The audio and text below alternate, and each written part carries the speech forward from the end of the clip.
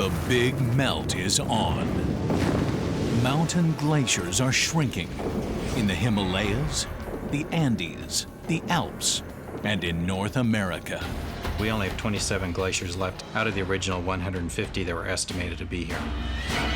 And scientists say the ominous picture doesn't end here. The climate is literally spinning out of control. Melting glaciers will lead to rising oceans and killer storms. And like the mythical Atlantis, American cities could be swallowed by the sea.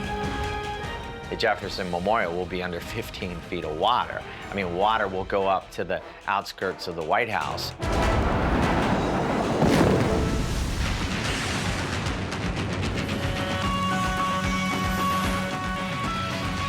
Glacier Meltdown on Mega Disasters.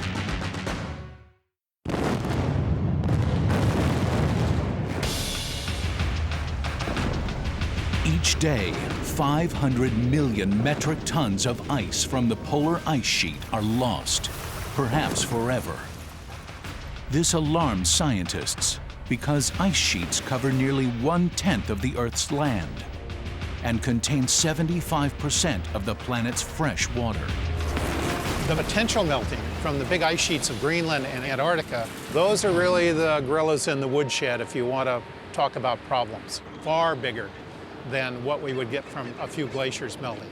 That's really a key for civilization in this century. What's going to happen to the ice sheets? The same ominous phenomenon is taking place all over the world. The renowned snows of Mount Kilimanjaro are disappearing.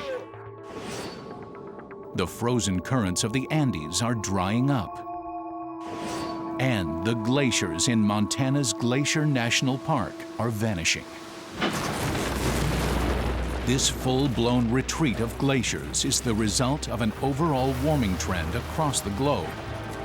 The world's oceans are heating up.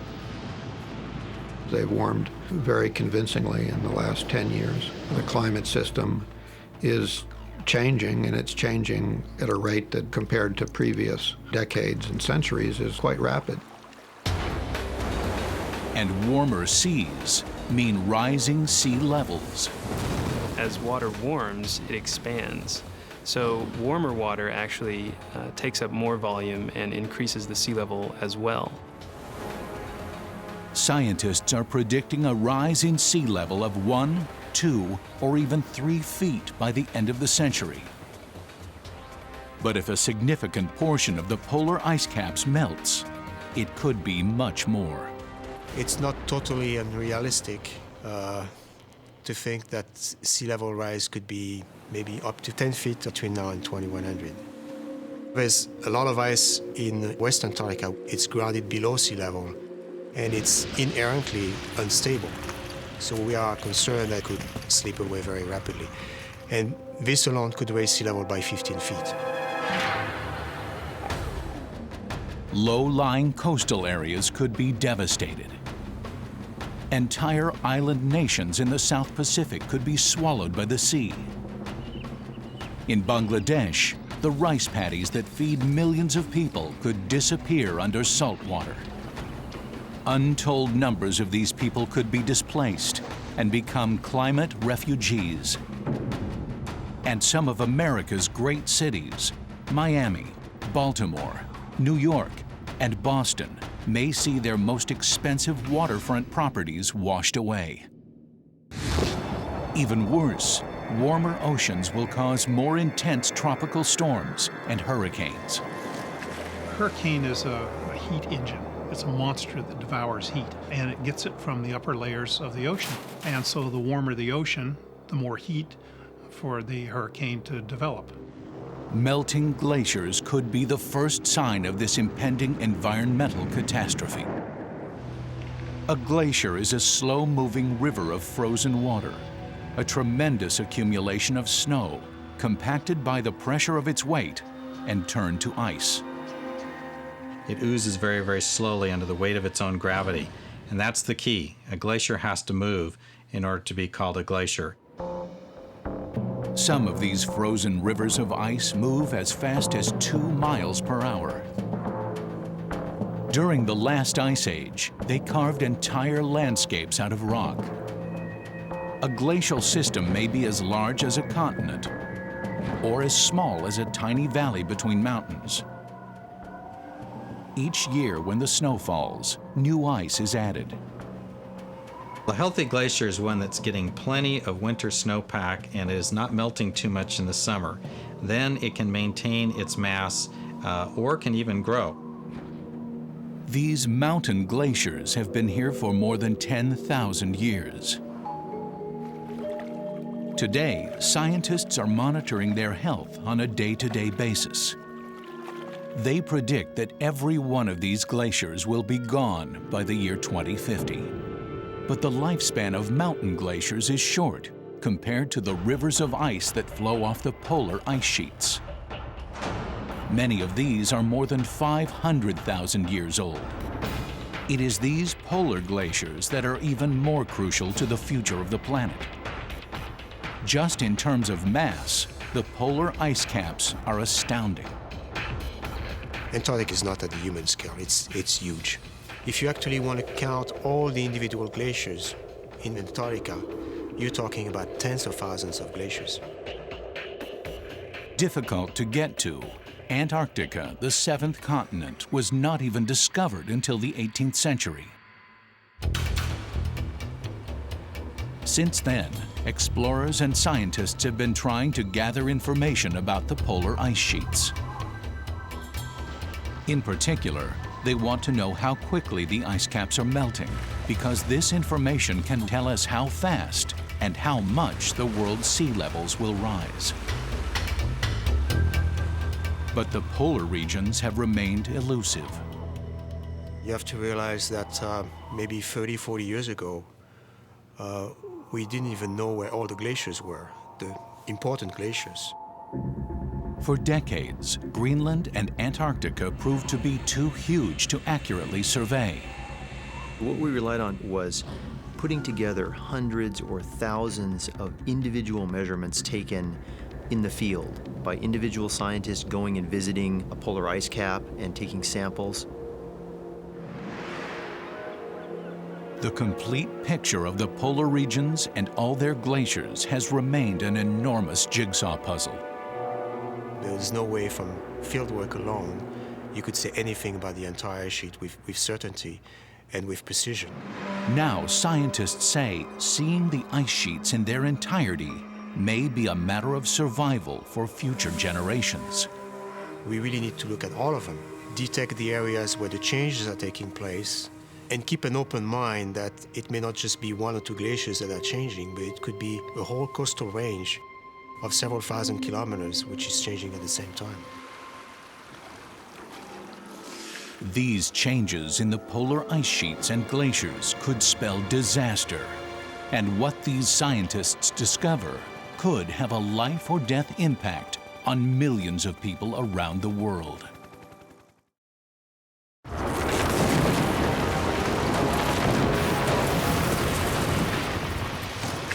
As the world's glaciers melt, the area of white reflective surface shrinks, replaced by earth or ocean, both dark surfaces that absorb more heat, which in turn accelerates meltdown.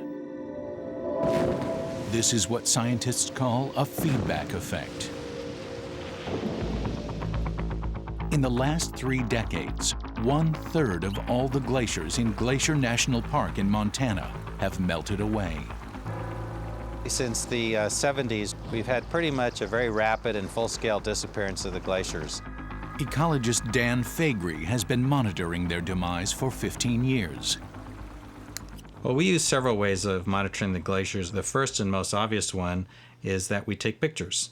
And these can be pictures from a point in the landscape, so you're looking at it from the side, and you can just look at the visual changes year by year. Sequential photos taken decades apart show how specific glaciers have shrunk in size. I can see with my own eyes how much that glacier has disappeared. And it's a little bit of a compelling and alarming kind of view, because you think about glaciers as being a steady presence on a landscape. And to see it disappearing this quickly means that we are going through some very, very dynamic times. Here, Faegre is photographing Salamander Glacier, which has been losing mass rapidly. For glaciologists, the surface area is not the only factor that's important in determining a glacier's health. It's also how thick it is, or how much total mass. And for that, we do a lot of ground measurements as well. And we can go on the glacier with global positioning systems and get both the area and the height. In this 1850 image, you see the glaciers covering most of the scene here. And the difference between 1850 and the present is that about 83% of the ice has disappeared. The prognosis for Glacier National Park is dire. Based on the best measurements that we have to date, it looks like the year 2030 is when most of the glaciers, if not all the glaciers, will be completely gone. A similar fate is predicted for glaciers all over the world. Almost all of the world's alpine, mountain, or valley glaciers have been receding. What's happening in Glacier National Park is basically going on globally. We're seeing that these mountains are being transformed by climate changes. Melting glaciers have long posed a threat to local communities. Like many high mountain areas, the glaciers of Peru were once feared for the avalanches they unleashed. You can have the situation where collapsing ice from a glacier will mix with volcanic material and creates a kind of a slurry. This is like liquid concrete moving at very high speeds. It's very, very devastating, and in certain spectacular situations has killed a number of people. But now, melting ice has created a new kind of hazard. In the last 3 decades, the Peruvian glaciers have lost more than a quarter of their area. At some sites, ice has turned to water, forming high alpine lakes that threaten the villages below. The glaciers actually have a dam that they have created, and as they melt, they fill up behind that dam. And when the lake builds up to a certain level, it can burst out. In mountain regions, glaciers serve as vital reservoirs for fresh water, providing 50% of the water nearby populations need. When mountain glaciers disappear, there can be some real direct consequences for human beings. Case in point is some of these valleys in the Himalayas. It is the glaciers, particularly at the end of the dry season, that are providing the drinking water for people. So when those glaciers disappear, those people will have to find alternate water supplies, or basically have to move. In the western United States, our dependence on glacial ice and snow reservoirs is just as great. It's about 87% of the water that Americans in the West have to use. So mountains are very, very critical in providing that water. A reduction in drinking water is only one of the problems caused by melting glaciers. Equally as troubling is what a meltdown of ice in the polar regions will do to sea levels worldwide. And the melting is occurring faster than anyone predicted. In 2000, scientists were stunned by changes at Antarctica's Ross ice shelf. The ice shelves act as buttresses for the glaciers, holding them back from the sea. Over the course of 2 weeks, a 4,247 square mile fragment, an area the size of the island of Jamaica, shattered and separated from the continent. 3 trillion tons of ice, the world's largest recorded iceberg, drifted out to sea. This recent loss of glaciers and polar ice is an ominous indicator of how quickly the oceans are warming up. We're talking about several degrees warming over the next century, which is a huge number. The ocean is playing a very important role, and today we just don't have a good idea what's going on in the ocean. But it's difficult to determine how fast the glaciers are melting. The one major difficulty we have, the flow of glaciers is mostly controlled by what's happening at the bottom. And the bottom is the part that we don't see. The changes that we're observing in the ice sheets are more rapid and larger than what is predicted by models. I think in the most extreme case, A lot of Greenland would be removed, and a lot of West Antarctica. Then you could raise sea level 10 times more than that, 30 feet. A 30-foot rise means that many low-lying areas, such as large portions of Florida, would be submerged. Today, satellites are the most important tool that scientists have for monitoring what's happening to the oceans and the ice sheets. To see the whole ocean, you have to do it from far away, and you really have to do it from space. The satellites are able to do this, of course, because they're observing 24 hours a day, 7 days a week, 365 days a year, for years at a time. During the last 50 years, several different satellite systems have transmitted invaluable data back to Earth. In 2002, NASA, partnered with the German Space Agency, launched a pair of satellites to help determine the extent of glacier loss. The Gravity Recovery and Climate Experiment, called GRACE, measures the gravitational pull of Antarctica and Greenland. We took advantage of the fact that the same thing that makes you weigh on the bathroom scale, your mass, also causes a gravitational attraction that tugs on satellites in orbit. We wanted to put a bathroom scale underneath the ice sheets and actually weigh the ice sheets. GRACE relies on two satellites, nicknamed Tom and Jerry. And they chase each other around and around the Earth, about 100 to 150 miles apart, constantly measuring the changes in their orbit down to the level a size smaller than a red blood cell. These minute variations in Tom and Jerry's orbits alert scientists to changes in the distribution of water that covers the planet, whether in the seas and oceans, or in the form of ice in glaciers and polar ice caps. For 5 years, the satellites have been passing over the world's oceans and ice sheets, racking up a gigantic set of data. Every month, GRACE generates a new map of the ice that covers the Earth's surface. If you look at what's the biggest change over the 5 years of the GRACE mission, you really see that changes in polar ice are the things that really stand out. According to images generated by GRACE, the picture is clear. The ice caps are losing weight, while the oceans are gaining weight. Scientists estimate from 100 to 200 billion metric tons of ice melt away every year. For those who study these satellite signals, it's an alarming picture. Rising oceans will swallow farmland, towns, and cities. But unlike floods of the past, once the waters have been unleashed, they will not recede.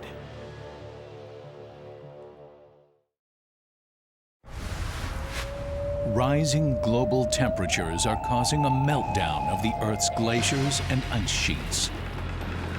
If a sizable portion of the ice caps melts, the result could be catastrophic. The big gorillas are Greenland and Antarctica. There's enough ice in Greenland to raise sea level by another 15 to 20 feet. 70% of the Earth's surface is covered by oceans. More than 1/4 of the Earth's population lives within 100 miles of a coastline. In the last 2 decades, many of these people have witnessed alarming changes. Once home to flourishing communities, low-lying lands are being eaten away by the sea.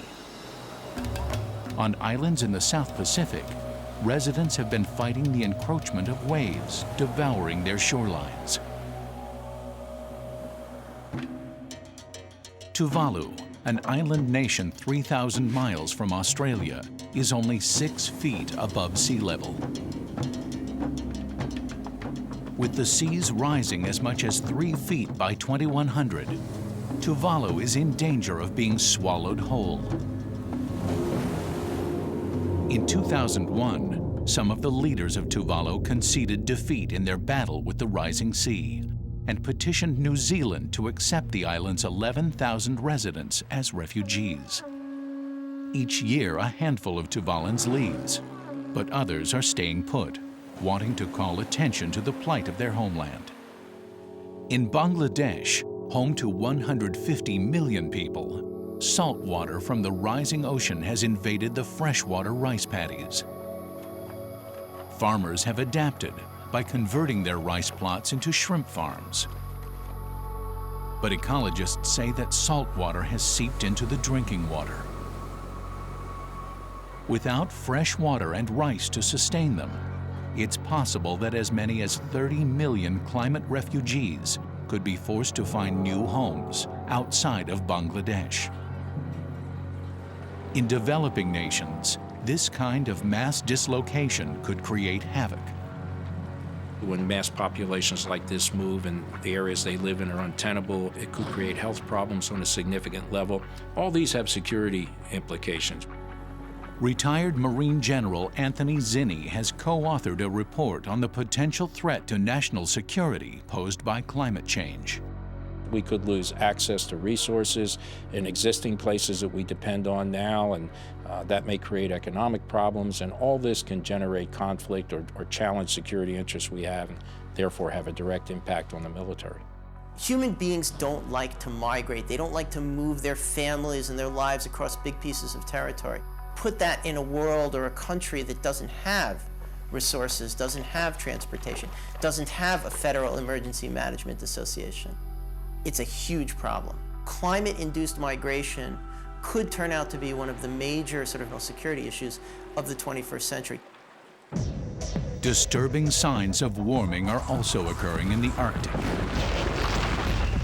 In Alaska, areas of permafrost are thawing, releasing methane, a potent greenhouse gas, into the atmosphere. This phenomenon further accelerates the melting. With Arctic seas warming, whales, walrus, and seals are changing their feeding and migration patterns, making it more difficult for native people to hunt them. And while a dwindling food supply threatens the livelihood of indigenous peoples, a rising sea threatens to swamp their land. And farther south, a swelling ocean has been eating away the American coastline. It's sort of a rule of thumb that if sea level comes up 1 foot, the impact will extend in to the coast about 100 feet. In places like the Gulf Coast, where the land is really flat, it can be 1,000 to 1. Startling changes are apparent off the coast of southern Louisiana, where the land is very fragile. You can go to South Louisiana today and the land is literally turning to water. Every day, 50 acres of land in South Louisiana turn to water. Every 10 months, an area of land the size of Manhattan turns to water. But in other regions, the rising sea level is compounded by a natural phenomenon called post-glacial rebound. During the last ice age, a massive sheet of ice covered parts of North America. As the ice receded, land that had been weighted down by ice began to literally rise. Neighboring regions began to fall. The phenomenon is still at work along Chesapeake Bay. The landmass that connects the Chesapeake Bay region and New England is like a giant seesaw. It's one piece of land. The land is naturally sinking a bit. By the end of the century, land subsidence alone in the Chesapeake Bay region will add almost half a foot to the relative sea level rise. This may not sound like much, but a 1 foot rise could move the coastline at least 100 feet inland. Residents of Chesapeake Bay have already witnessed changes.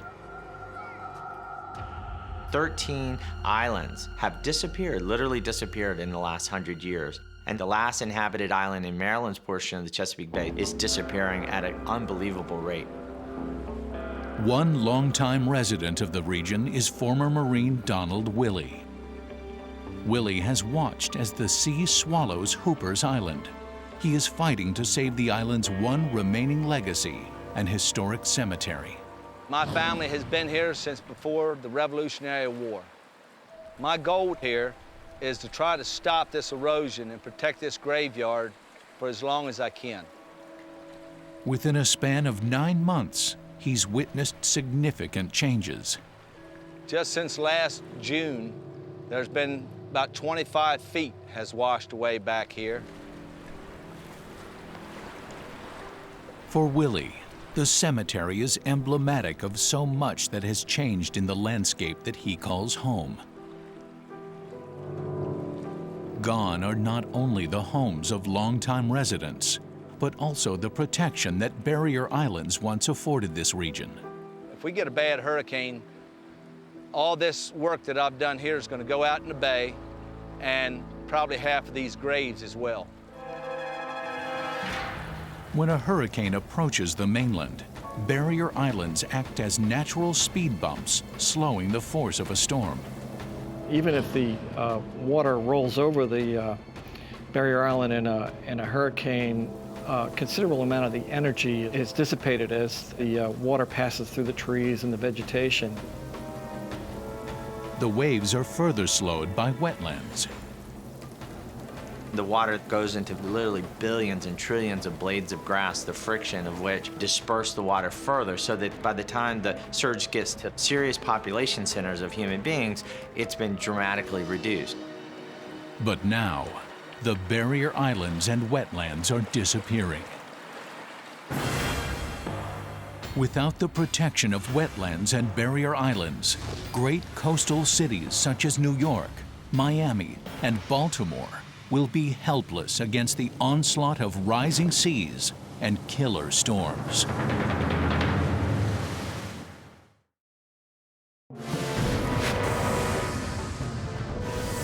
As the climate heats up, ocean temperatures also rise, carrying us a step closer to disaster.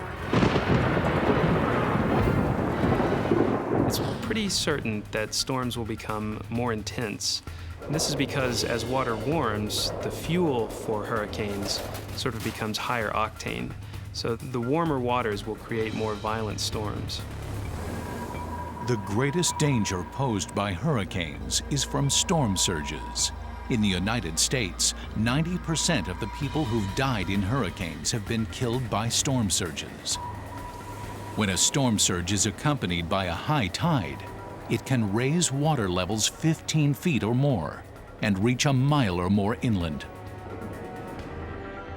Throughout history, inhabitants of low-lying coastal regions have developed various ways to protect themselves from storm surges. In Holland, where much of the coastal plain lies below sea level, residents engineered a remarkable system of dikes and levees to hold the North Sea at bay.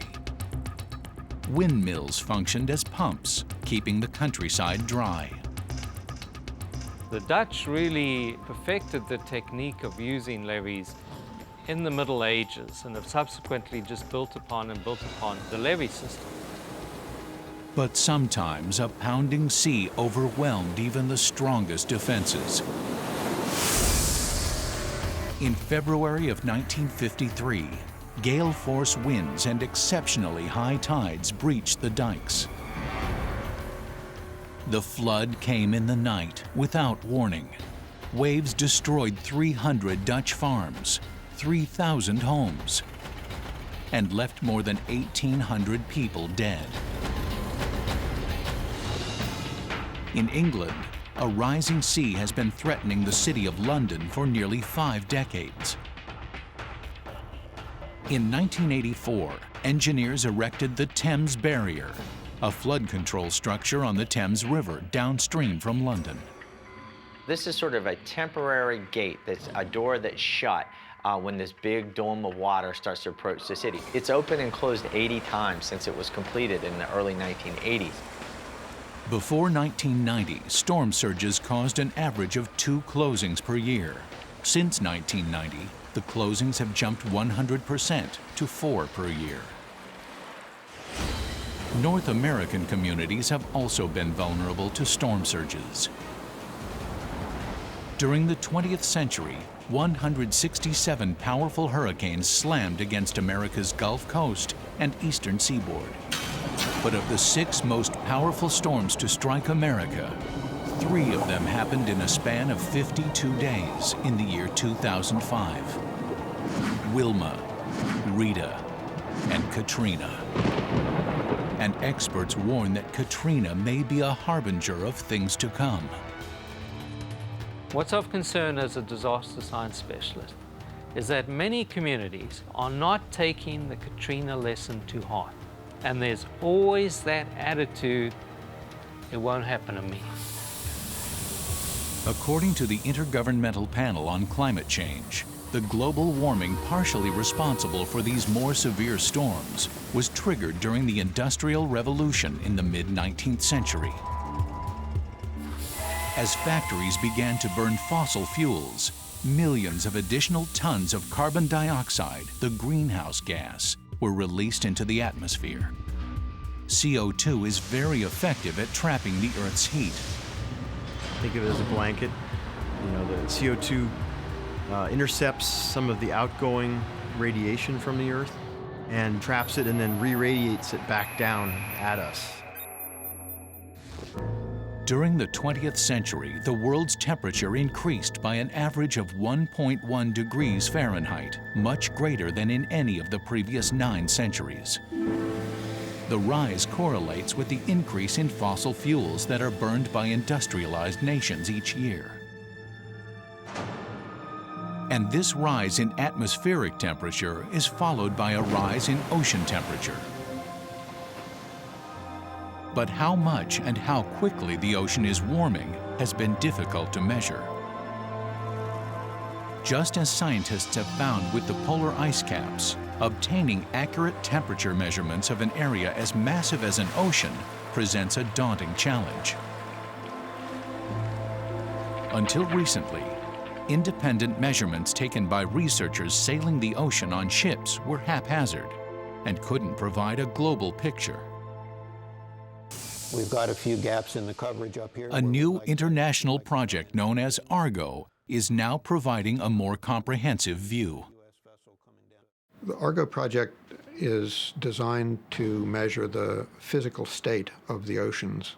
And by the physical state, I mean the vertical structure of temperature, salinity, and ocean current.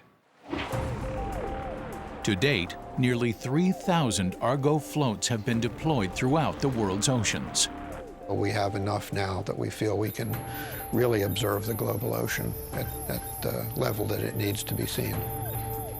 Argo data indicates that the oceans are warming at an alarmingly rapid rate. For low-lying coastal regions, this warming trend could be devastating. In the U.S., the Gulf Coast and especially New Orleans are at extreme risk. I think it's the most dangerous city in the world to live in. Katrina, too, is inevitable because we failed to learn even one lesson from that hurricane, and that is rebuild the levees, rebuild the wetlands and barrier islands, and stop global warming. We're not doing any of that. With an eye toward the future, scientists have attempted to predict what a 3-foot rise in sea level would mean for some of our cities. To illustrate the impact that a hurricane might have, an engineering firm called Applied Science Associates has generated computer visualizations of a Category 2 storm. The U.S. Geological Survey supplied data on the elevation and topography of each city. The National Hurricane Center provided its sea, lake, and overland surges from hurricanes, or SLOSH, model results to determine the maximum storm surge elevation as it floods cities along the coast. Anybody who feels safe even watching New Orleans disappear as a viable city should not feel safe because your city could be next. In New York, a Category 2 storm could cause a 17-foot surge, flooding much of lower Manhattan, including Wall Street and Ground Zero. In Boston, such a storm could generate a 14-foot surge, submerging much of the historic North End and Financial District. And in Miami, just a 3-foot surge would inundate Key Biscayne, South Beach, and Miami Beach. In addition to these great coastal cities, Washington, D.C. is also threatened. One of the best kept secrets of global warming is that the nation's capital, Washington, D.C., is extraordinarily vulnerable to changes in our climate, especially in terms of sea level rise and more intense hurricanes. Although Washington is nearly 100 miles from the coast, its unique topography puts it at risk. Once a marshland, parts of the tidal basin and mall are only 6 feet above sea level. But what makes the city even more susceptible to ocean storms is the Potomac River. The Potomac River is a wide flowing river that actually has tides because it's connected to the bay, which is connected to the ocean, which means that if you get 1 foot of sea level rise worldwide from the oceans, you get 1 foot of Potomac River rise in downtown DC.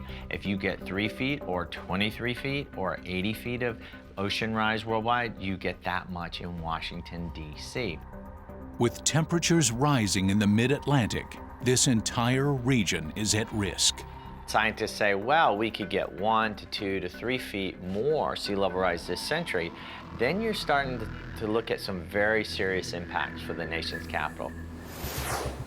Surface temperatures above 82 degrees could turn Category 2 storms into Category 4 or 5 hurricanes. Physicist Ming Lee has done a hypothetical calculation for what such an intense storm would mean for the region. His projections are based on the behavior of Isabel, a Category 2 hurricane that lashed the Chesapeake Bay in 2003. We have done a very preliminary calculation, assuming that if the wind stress would be double that was experienced during the Isabel, then the storm surge that expected at Washington, D.C. would be 5 meters, at Baltimore would be 4 meters, would be twice as high as it was recorded during Hurricane Isabel. In other words, a Category 4 hurricane would submerge low-lying areas of Washington under more than 15 feet of water. And as glacial melt increases, the global threat from storm surges increases. Each day, data sent by satellites adds to our understanding of the big picture. There are literally thousands of scientists, hydrologists, oceanographers, glaciologists that are taking those maps of ice mass changes, of ocean circulation changes, and interpreting them. And of course, the most important question of all persists. What can we do to slow this ominous warming trend? And will we be able to respond in time to avert a global catastrophe? It's easy to dismiss it as a 20 or 30 year out problem, but there are certain things that if they're not done now, we will not be prepared. We're going to lose the opportunity, for example, to mitigate against the effects or to prepare ourselves for the effects. These experts are pushing for more aggressive cuts in emissions of greenhouse gases. But even if we make the needed reductions, most greenhouse gases take a very long time to leave the atmosphere. During this time, the oceans will continue to warm. If we were to stabilize greenhouse gases today, right now as we speak, the ocean would continue to warm for probably at least 30 to 50 years, maybe longer. Warmer oceans and the rise in sea level caused by melting glaciers and polar ice could create a worldwide disaster. One day, in the not-so-distant future, rising temperatures could propel us toward a mega-disaster. The glaciers in Montana have vanished. The mountains in the Himalayas, the Andes, and the Alps are bare of ice. And we've lost 5% of the Greenland ice cap and 8% of the West Antarctica ice sheet. Average sea level worldwide has risen by 3 feet. Already, cataclysmic storms have battered several American cities. The loss of wetlands has made New Orleans defenseless against even the weakest storms and subject to persistent flooding. Sections of Miami have been deemed too vulnerable to rebuild. Lower Manhattan is a sodden disaster zone. And a warmer Atlantic Ocean continues to breed severe tropical storms. In our hypothetical scenario, a hurricane is building over Cape Hatteras, heading for the Carolina mainland. The storm is a monster in the making. The wind shear is low, and the eye wall forms a nearly flawless cone of clouds, some 60,000 feet high. In the eye wall itself, winds whirl at 230 miles per hour, lashing the Cape Hatteras lighthouse.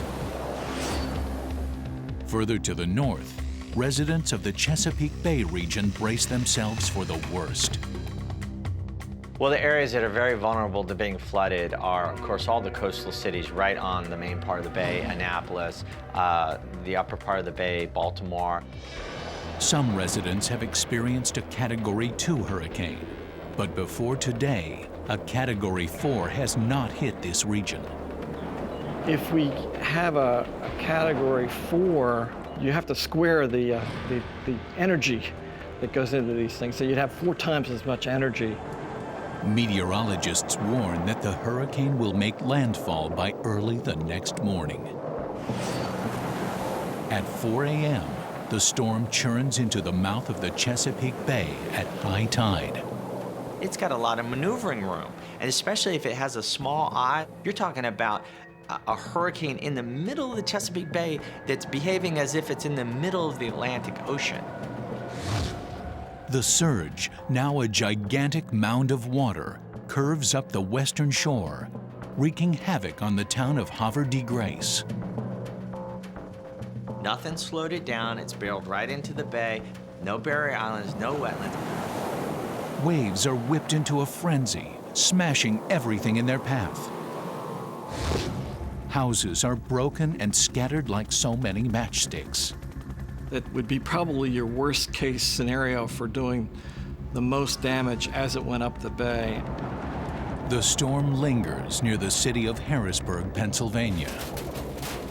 Probably have quite a bit of wind activity that could drive the waves, so you'd have a lot of damage. Residents of Baltimore and Annapolis, Maryland's capital, are ordered to evacuate. People panic. Rising waters have erased long stretches of pavement. Only 4 exit routes remain intact. You would be following a massive evacuation over 4 bridges. I can't visualize that we'll ever be able to evacuate a huge number of people. At 9 a.m., the storm heads up the narrow estuary of the Potomac. It hits the main stem of the Potomac River, and the water is funneled into a narrow area, and it has nowhere to go but up. By now, in Virginia, parts of historic Alexandria are underwater. The surge builds. Washington is almost 100 miles upstream from the mouth of Chesapeake Bay, but it is still very vulnerable. It's going to cause the surge to be channeled into a narrow area, which will cause it to rise and cause it to move faster toward the city. By the time the storm reaches the city, it is a wall of water. That might give us as much as 15 or 16 feet at the heads of these tributaries. Waves sweep over the runways at Reagan National Airport. National Airport is low-lying, and parts of National Airport is reclaimed land. The whole airport is right at sea level right now. It's right at sea level. The surge pummels buildings on the National Mall. In the tidal basin, the water keeps rising.